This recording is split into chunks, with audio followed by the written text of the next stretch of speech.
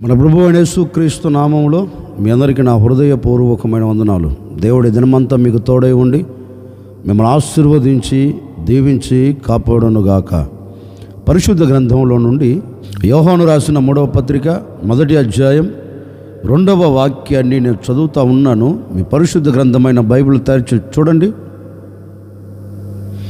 ప్రియుడా, నీ ఆత్మ వర్ధిల్లుచున్న ప్రకారం నీవు అన్ని విషయములలోనూ వర్ధిల్లుచు సౌఖ్యముగా ఉండవలనని ప్రార్థించుచున్నాను. దైవజనుడైన యోహాను గాయికి ఒక పత్రిక రాస్తూ ఆ పత్రికలో ఈ మాటను సంబోధిస్తున్నాడండి. బాబు, నీవు అన్ని విషయాలలో వర్ధిల్లుచు సౌఖ్యముగా ఉండాలి అని నేను నీ కొరకు ప్రార్థించుచున్నాను గనుక నీవు జాగరూకుడవై జాగ్రత్త పడి అన్ని విషయాలలో దేవుని చేత వర్ధిల్లుచు సౌఖ్యముగా నువ్వు కొనసాగించబడినట్లుగా నీ ఆత్మ సంబంధమైన జీవితం దేవుని సన్నిధిలో మలుచుకొని అన్ని విషయాల్లో నీవు వర్ధిల్లుచు సౌఖ్యముగా ఉండు అని ఈ దైవజనుడు గాయికి ఒక పత్రిక రాస్తూ అతనికి తెలియచేస్తున్నాడండి. ఎందుకని అంటే ఈ దైవ సేవకుడి మనసులో ఉన్న ఉద్దేశం ఏంటంటే అతను వర్ధిల్లాలి అని, అతను ఆశీర్వాదకరంగా నిలబడాలని, అతడు శాపమును చూడకూడదు, ఆత్మ సంబంధమైన జీవితంలో శాపమును చూడకూడదు, శరీర సంబంధమైన జీవితంలో శాపమును చూడకూడదు అని అతనిని ప్రేమించిన వాడై, అతని మీద ప్రేమ కలిగిన వాడై ఈ పత్రిక రాస్తూ అతనితో చెప్తున్నాడు, నీవు వర్ధిల్లాలి, నీవు అన్ని విషయములో వర్ధిల్లుచు సౌఖ్యముగా బ్రతకాలి అని దైవ సేవకుడు అతనికి పత్రిక రాసినట్లుగా పరిశుద్ధ గ్రంథములో లిఖించబడింది. నిజమే. అంటే సేవకుని మనసులో ఉన్న ఉద్దేశం ఏంటంటే ఆశీర్వాదం అతడు చూడాలని. ఈ ఉదయకాల సమయంలో నేను కూడా కోరుకునే ఒక కోరిక ఏంటంటే, ఈ మాటలు వింటున్న మీరు ఎవరైనా కావచ్చండి. ఓ సేవకుడిగా నిన్ను మనసుతో నేను ఆశపడుతూ మిమ్మల్ని ఆశీర్వదిస్తున్నాను. అన్ని విషయాలలో అంటే ఒక విషయంలో ఆశీర్వాదం కలిగి మరొక విషయంలో శాపము నువ్వు చూడకూడదు. ఒక విషయంలో క్షేమము కలిగి మరొక విషయంలో క్షామము నీకు కలగకూడదు. అందుకే ఈ ఉదయకాల సమయంలో ఓ సేవకుడిగా నిండు మనసుతో కోరుకొని మిమ్మల్ని ఆశీర్వదిస్తున్నానని. ఈ దినము నుండి అన్ని విషయాలలో మీరు వర్ధిల్లుదురుగాక, అన్ని విషయాలలో మీకు క్షేమం కలుగునుగాక, అన్ని విషయాల్లో వర్ధిల్లుచు సౌఖ్యముగా ఈ దినము నుండి మీరు సాగి వెళ్ళుదురుగాక. మరి అన్ని విషయాలలో మనము వర్ధిల్లుచు సౌఖ్యముగా ఉండాలి అంటే మనం ఏం చేయాలి?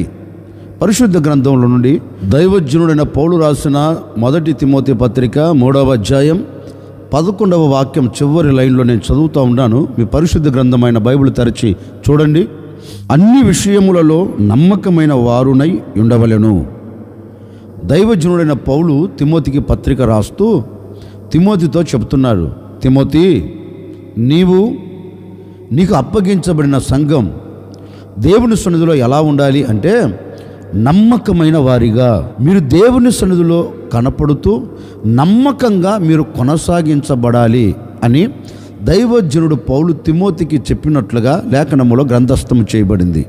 ఎందుకని దైవజనుడు ఆ మాట సంబోధించి ఇతనితో చెప్పారు అంటే దైవజనుడు పౌలుకు తెలుసు, దేవుని చేత ఎప్పుడు ఒక వ్యక్తి వర్ధిల్లుచు సౌఖ్యముగా ఉండగలుగుతాడో దైవజనుడైన పౌలుకు తెలుసు. అందుకే వీటన్నిటిని గమనించిన దైవజనుడు తిమోతికి చెప్తున్నాడు, తిమోతి, నీవు వర్ధిల్లుచు సౌఖ్యముగా ఉండాలి అంటే, నీ ఎదుట నిలబడిన సంఘం వర్ధిల్లుచు సౌఖ్యముగా ఉండాలంటే నీవు నమ్మకస్తుడవై, నీకు అప్పగించిన సంఘం నమ్మకస్తులై ఉంటే దేవుడు నిన్ను వర్ధిల్ల చేస్తాడు, నీకు అప్పగించిన సంఘమును కూడా వర్ధిల్ల చేస్తాడు. అప్పుడు మీరు సౌఖ్యముగా బ్రతకగలుగుతారు, అన్ని విషయములో మీరు సౌఖ్యముగా ఉండగలుగుతారు అని దైవ సేవకుడు తిమోతికి చెప్పినట్లుగా పరిశుద్ధ గ్రంథంలో చక్కగా రాయబడింది. నిజమే. ఈ రోజున ఒక వ్యక్తి వర్ధిల్లుచు ఎందుకు సౌఖ్యముగా ఉండలేకపోతున్నారు అంటే అతడు దేవుని సన్నిధిలో నమ్మకమైన బ్రతుకు లేక ఈ రోజున ఏది పట్టుకున్న శాపమును చూస్తున్నాడు, ఏది ప్రారంభించినా అపజయం కలుగుతుంది. ఎందుకు వర్ధిల్లే అనుభవం, ఎందుకు సౌఖ్యముగా సుఖముగా ఎందుకు సాగిపోవట్లేదంటే నమ్మకత్వం లేక, ఈ ఉదయకాల సమయంలో బహుశా ఆ అనుభవాలు నీలో లేక ఇంతకాలం వెనకబడుతూ వచ్చావేమో, ఇంతకాలం సతికిల పడుతూ వచ్చావేమో, ఇంతకాలం ఒక ఆశీర్వాదము చూడక, ఇంతకాలం ఒక దీవెన చూడక, ఒకవేళ అలాగే గొప్పగా కోల్చబడుతూ వచ్చావేమో.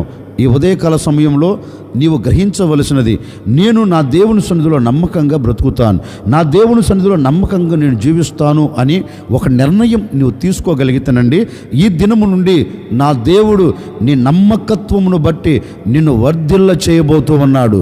నీ నమ్మకత్వమును బట్టి నీవు వర్ధిల్లుచు సౌఖ్యముగా నువ్వు సాగిపోయేటట్లుగా దేవుడు తన మహిమ కలిగిన హస్తమును నీ పట్ల చాపి నీ పట్ల అద్భుతమైన కార్యములు జరిగించబోతూ ఉన్నారు. ఈ దినము నుండి నీవు వర్ధిల్లాలి అన్నా, ఈ దినము నుండి నువ్వు సౌఖ్యమును చూడాలి అన్నా ఒకటే, నీవు దేవుని సన్నిధిలో నమ్మకంగా బ్రతకగలిగితే నీ నమ్మకత్వమే నిన్ను ఆశీర్వదించబడేటట్లుగా, నీ నమ్మకత్వమే నీవు వర్ధిల్లేటట్లుగా నీ నమ్మకత్వమే చేయగలుగుతుందండి. నీవు దేవుని సన్నిధిలో ఎంత నమ్మకంగా, ఎంత యథార్థంగా నువ్వు బ్రతకగలుగుతావో, నీ యథార్థతను చూచిన దేవుడు, నీ నమ్మకత్వాన్ని చూసిన దేవుడు తప్పక నిన్ను ఆశీర్వదిస్తాడండి. అందుకే పరిశుద్ధ గ్రంథంలో కూడా ఓ చోట ఒక శ్రేష్టమైన మాట రాయబడింది. దానియేలును గూర్చి పరిశుద్ధ గ్రంథంలో చక్కగా పరిశుద్ధాత్మ దేవుడు లిఖించాడండి. ఏమని రాశారంటే, ఈ దానియేలు బబులోను దేశంలో నమ్మకమైన వాడై, ఎక్కడ? అన్యుల దేశములో. ఎవరు చూడట్లేదని అతడు నమ్మకత్వాన్ని విడిచిపెట్టలేదండి. నన్ను చూచే దేవుడు ఉన్నాడు, నన్ను పరీక్షించే దేవుడు ఉన్నాడు. నేను మనుషుని ఎదుట కాకుండా నేను నా దేవుని సన్నిధిలో నేను నమ్మకంగా బ్రతకాలి. నన్ను ఆశీర్వదించేది ఎవరు? నా స్థితిని మార్చేది ఎవరు? నన్ను ఉన్నతమైన శిఖరాలు ఎక్కించేది ఎవరు? నన్ను ఏర్పరచుకున్న దేవుడు కదా, నన్ను పిలిచిన దేవుడు కదా, నన్ను సృష్టించిన దేవుడు కదా, నా నమ్మకత్వాన్ని చూచి నన్ను ఆశీర్వదించేది అని ఈ దానియేలు అన్యుల దేశములో, చెరపట్టబడిన దేశములో, చెరగా కొనిపోయిన దేశములో దేవునికి నమ్మకంగా బ్రతుకుతున్నాడండి. దేవుని సన్నిధిలో నమ్మకంగా యథార్థంగా బ్రతుకుతున్నందువలనే దేవుడు ఇతని నమ్మకత్వాన్ని చూచి ఈ అన్యుల దేశములో నమ్మకత్వాన్ని విడిచిపెట్టకుండా నా ఎదుట యథార్థవంతుడిగా, నా ఎదుట నీతిమంతుడిగా, నా ఎదుట నమ్మకమైన వాడిగా కనపడుతున్నందువలన నేను ఇప్పుడు ఇతన్ని గొప్ప చేయాలి, ఇతని నేను ఈ దేశంలో ఆశీర్వదించాలి అని సాక్షాత్తుగా దేవుడే దానియేలును ఆశీర్వదించినట్లుగా పరిశుద్ధ గ్రంథములో చక్కగా లిఖించబడిందండి. నిజమే, అన్యుల దేశములో దానియేలు నమ్మకస్తుడిగా బ్రతికినందువలన అతడు వర్ధిల్లుచూ బ్రతికాడు, అతడు ఆశీర్వాదకరంగా నిలబడ్డాడు. అన్యుల దేశములో ఒక ఉన్నతమైన స్థానములో, ఉన్నతమైన స్థితిలో నిలబడడానికి ప్రబలమైన కారణం ఏంటంటే అతనిలో ఉన్న నమ్మకత్వం. మరి ఇప్పటి వరకు నీవు ఎక్కడ ఉన్నావో అక్కడే ఉన్నావు కదా, ముందుకు సాగి వెళ్ళలేకపోతున్నావు కదా, ముందుకు అడుగు వేయలేకపోతున్నావు కదా. ఒకవేళ అడుగు వేద్దామన్నా అవమానం కలుగుతుంది, ఏది ప్రారంభిద్దామన్నా కీడు కలుగుతుంది, ఏది ప్రారంభించి ఆశీర్వాదకరంగా ఉందామనుకున్నా దాంట్లో శాపమే కలుగుతుంది. ఎందుకు వీటన్నిటికీ కారణం? మరి దానియేలు ఎందుకు ఆ దేశంలో గొప్పవాడయ్యాడు? దానియేలు ఆ దేశంలో ఎందుకు వర్ధిల్లుచూ బ్రతికాడు? మరి ఎందుకు మన జీవితంలో ఈ అనుభవాలు లేవు అంటే ఒకటే, దానియేలుకు కలిగిన నమ్మకత్వం నీలో లేక, దానియేలుకు కలిగిన నమ్మకత్వం మనలో లేక మనము ఎక్కడ ఉన్నామో అక్కడే ఉన్నాం. ఒక మార్పు మనకు కలగట్లేదండి. ఈ ఉదయకాల సమయంలో ఓ చిన్న ప్రార్థన చేసుకో. అయ్యా, ఈ దినము మొదలుకొని నేను నమ్మకంగా బ్రతుకుతాను, నేను నమ్మకంగా అడుగులు వేస్తాను, అన్ని విషయాలు నన్ను ఆశీర్వదించు అని నీవు దేవుని సన్నిధిలో ఓ చిన్న ప్రార్థన చేసుకొని ఈ దినము నుండి దేవుని సన్నిధిలో నువ్వు నమ్మకంగా ఉండగలిగితే, దేవుని సన్నిధిలో నమ్మకంగా నువ్వు బ్రతకగలిగితే నిశ్చయముగా ఈ దినము నుండి నా దేవుడు నిన్ను వర్ధిల్ల చేయబోతూ ఉన్నాడు. అంచెలంచెలుగా నా దేవుడు నిన్ను విస్తరింప చేయబోతూ ఉన్నాడు, నిన్ను గొప్ప చేయబోతూ ఉన్నాడు. దీవెనకరమైన మార్గాలలో నా ప్రభు నిన్ను నడిపించబోతూ ఉన్నాడు. ఈ దినము నుండి నీకు దీవెన కలుగునట్లుగా, నీకు ఆశీర్వాదం కలుగునట్లుగా నా దేవుడు అద్భుతమైన ద్వారములు నీ కొరకు తెరవబోతూ ఉన్నాడు. నీ నమ్మకత్వమును చూచిన దేవుడు నేను తప్పక ఆశీర్వదిస్తాడండి. అందుకే పౌలు అంటారు, తిమోతి, నీవు అన్ని విషయములలో దేవుని సన్నిధిలో నమ్మకంగా ఉండు. అన్ని విషయములో దేవుని సన్నిధిలో నీవు నమ్మకంగా ఉంటే నీ నమ్మకత్వమును చూచిన దేవుడు నిన్ను వర్ధిల్ల చేస్తాడు, నీకు సౌఖ్యమును కలగ చేస్తాడు. నిజమేనండి. ఆ అనుభవాలు మనలో కలిగితే, ఆ అనుభవాలలో మనం నడిపించబడాలని కోరుకుంటే నీలో ఉండవలసిన అనుభవం ఏంటంటే నమ్మకత్వం. అందుకే యోబును గురించి కూడా పరిశుద్ధ గ్రంథం చెప్పకనే చెబుతుందండి. అన్నీ కోల్పోయాడు, అన్నీ తనకు దూరం అయిపోయాయి. కానీ యోబు దేవుని విషయములో యథార్థతను విడిచిపెట్టలేదండి.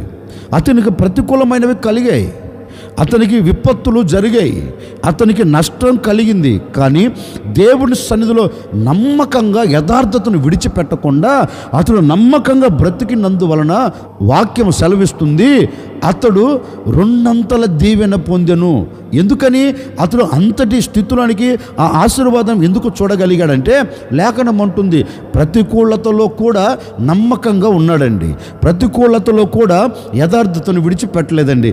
ఈ రోజున మనకు చిన్న విపత్తు కలగగా, ఒక చిన్న ఆటంకం కలగగా, ఒక చిన్న పరిస్థితులు విభిన్నంగా మలచబడగా మనం దేవుని సన్నిధిలో నమ్మకత్వంగా ఉండలేకపోతున్నామండి.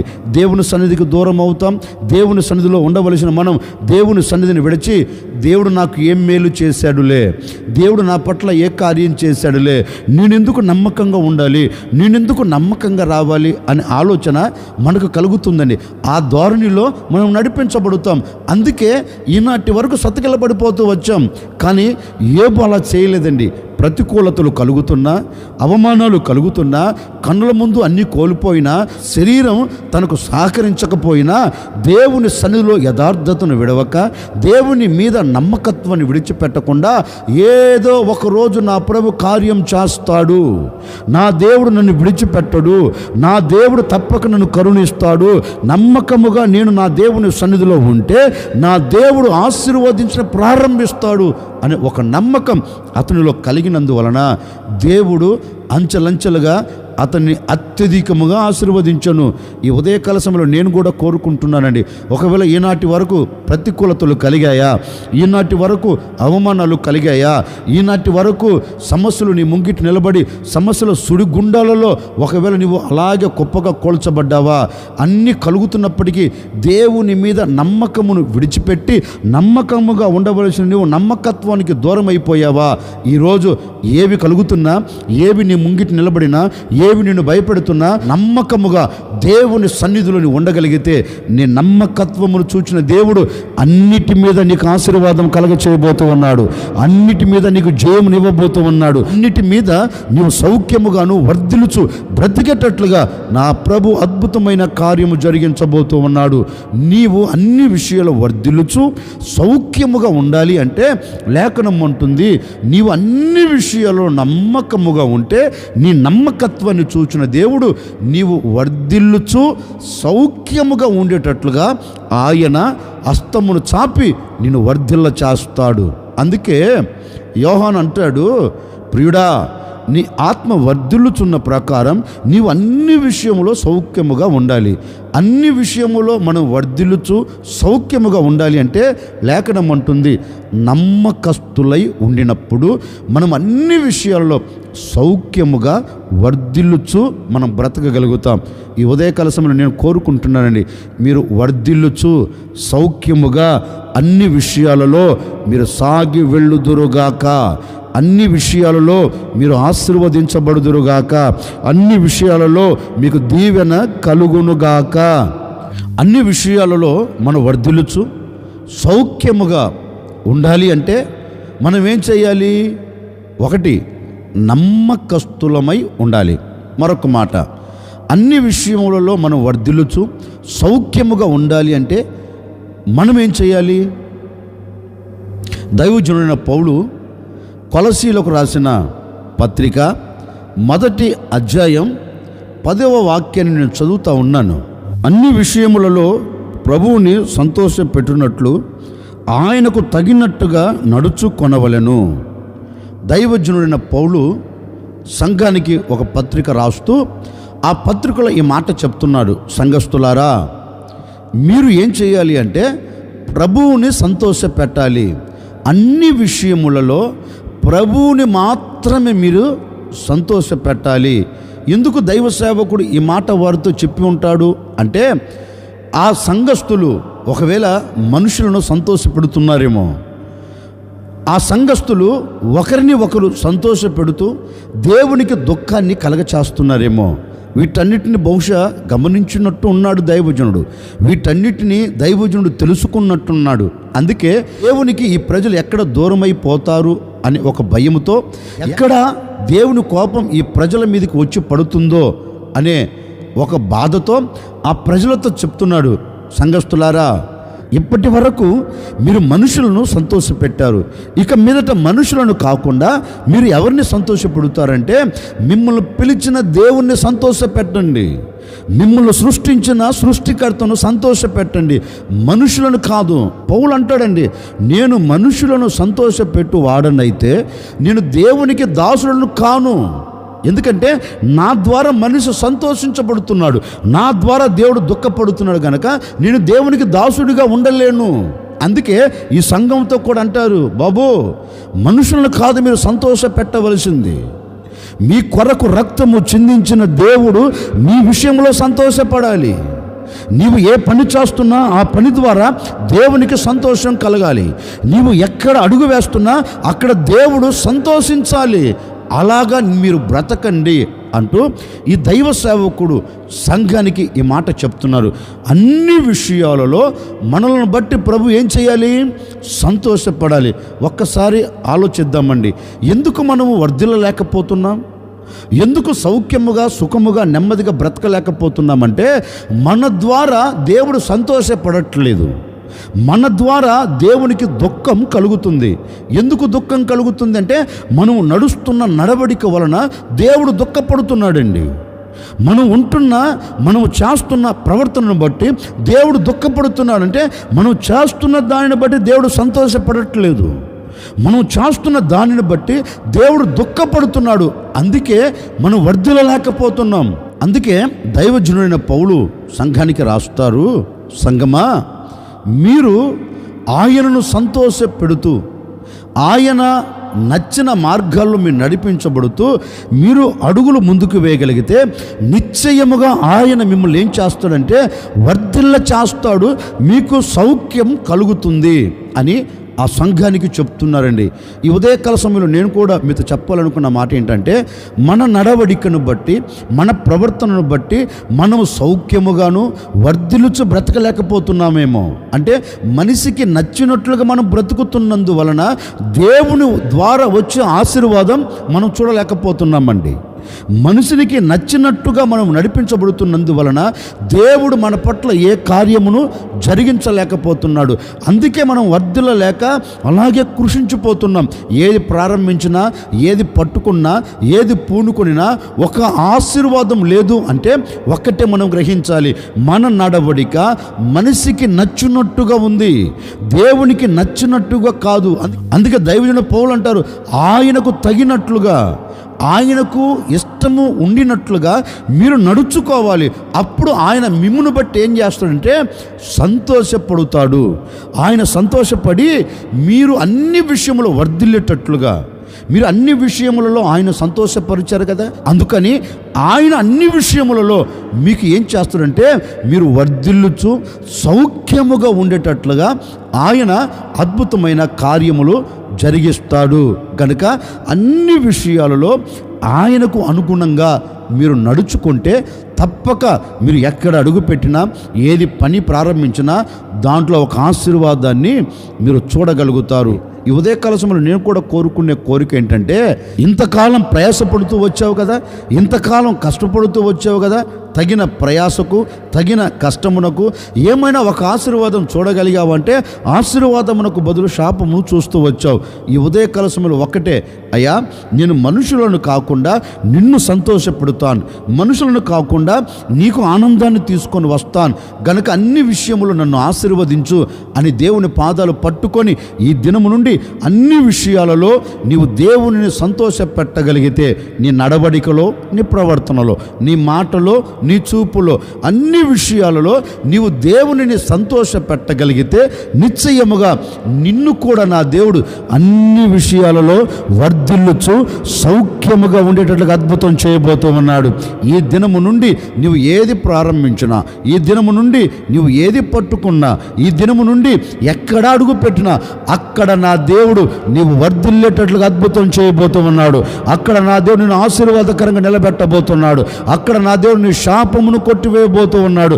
అక్కడ నీవు ఆశీర్వాదానికి నాంది పలికేటట్లుగాను అన్ని విషయాలలో నీకు సౌఖ్యముగా నీవు నడిపించబడినట్లుగా నా దేవుడు నీకు ముందుగా వెళ్ళి ప్రతిదీ ద్వారమును తెరవబోతూ ఉన్నారు. ఈ దినము నుండి నా దేవుడు నలుదిశలా నీవు వర్ధిల్లేటట్లుగాను, నలుదిశలా నువ్వు వ్యాపించేటట్లుగాను, నలుదిశలా నువ్వు విస్తరించబడేటట్లుగా దేవుడు అద్భుతమైన కార్యములు జరిగించబోతూ ఉన్నాడు. నిశ్చయముగా నీ వర్ధిల్లుచు సౌఖ్యముగా బ్రతుకుదువుగాక, నిశ్చయముగా నీ వర్ధిల్లుతూ ఆనందకరంగా సాగి వెళుదువుగాక, నిశ్చయముగా నీ వర్ధిల్లుచు ఈ దినము మొదలుకొని ప్రభు వచ్చేంత వరకు నా దేవుడు నీ చేతులకు ఆశీర్వాదాన్ని అప్పగించి వర్ధిల్లుచు సౌఖ్యముగాను ఆనందకరంగాను నీవు సాగి వెళ్ళుదువుగాక. అందుకే యోహాను అంటాడు, ప్రియుడా నీ ఆత్మ వర్ధిల్లుచున్న ప్రకారం నీవు అన్ని విషయాలలో వర్ధిల్లుచు సౌఖ్యముగా ఉండాలి. అంటే ఒక వ్యక్తి వర్ధిల్లుచు సౌఖ్యముగా ఉండాలి అంటే నమ్మకమైన వాడై ఉండాలి. ఒక వ్యక్తి వర్ధిల్లుచు సౌఖ్యముగా ఉండాలి అంటే ప్రభువుని సంతోషపెట్టేవాడై ఉండాలి. నమ్మకమైన వాడై ప్రభువును సంతోషపెట్టేవాడుగా ఉంటే తప్పక లేఖనం ఉంటుంది, ఆ వ్యక్తి వర్ధిల్లుచు సౌఖ్యముగా సాగి వెళ్ళగలుగుతాడు. నా ముగింపు మాటలుగా నేను కూడా చెప్పి ముగిస్తున్నానండి. ఈ దినము నుండి నువ్వు నమ్మకంగా దేవుని సన్నిధిలో ఉంటే, నమ్మకంగా ఉండి దేవునిని నువ్వు అన్ని విషయాల్లో సంతోష పెట్టగలిగితే ఈ దినము మొదలుకొని అన్ని విషయాలు నీవు వర్ధిల్లబోతూ ఉన్నావు, అన్ని విషయాల్లో సౌఖ్యముగా ఉండబోతూ ఉన్నావు, అన్ని విషయాలు నువ్వు దీవెనను చూడబోతూ ఉన్నావు, అన్ని విషయాలు నువ్వు జయమును చూచి ఆనందకరంగా నీవు గమ్యం చారబోతూ ఉన్నావు. తల వంచుని వచ్చిన ప్రార్థన. ఆశ్చర్యకరుడా మీకు స్తోత్రాలు చెల్లిస్తూ ఉన్నాం తండ్రి. అన్ని విషయాలు మేము వర్ధిల్లుచు సౌఖ్యముగా ఉండాలి అంటే నమ్మకమైన వారై మిమ్మల్ని సంతోషపెట్టు వారు వల్ల మేము ఉంటే మేము వర్ధిల్లుచు సౌఖ్యముగా ఉండగలుగుతామని మీ లేఖనాలు సెలవిచ్చినట్లుగా ఎందరైతే ఈ మాట ప్రకారం ప్రార్థిస్తున్నారో వారందరూ నమ్మకమైన వారిగా ఉండి వారందరూ నిన్ను సంతోషపెట్టే వారిగా ఉండాలని కోరుకుంటున్న ప్రతి కుటుంబాన్ని ఇది మొదలుకొని మీరు వర్ధిల్ల చేయబోతున్నందుకై మీకు స్తోత్రం. సౌఖ్యముగాను సుఖముగాను నెమ్మదిగాను మీరు సాగి వెళ్ళేటట్లుగా సహాయం చేయబోతున్నందుకై మీకు స్తోత్రం తండ్రి. ఈ మాటలు విన్న ప్రతి కుటుంబాన్ని, ప్రతి వ్యక్తిగత జీవితమును తప్పక మీరు వర్ధిల్ల చేసి సౌఖ్యమును మీరు కలగ చేయమని యేసు నామములు అడిగి వేడుకొనుచున్నాము తండ్రి. ఆమెన్. ఈ దినమంతా మీరు వర్ధిల్లుచు సౌఖ్యముగా నా దేవుడు మిమ్మలను ఆశీర్వదించి దీవించి సౌఖ్యముగా సాగనంపునుగాక.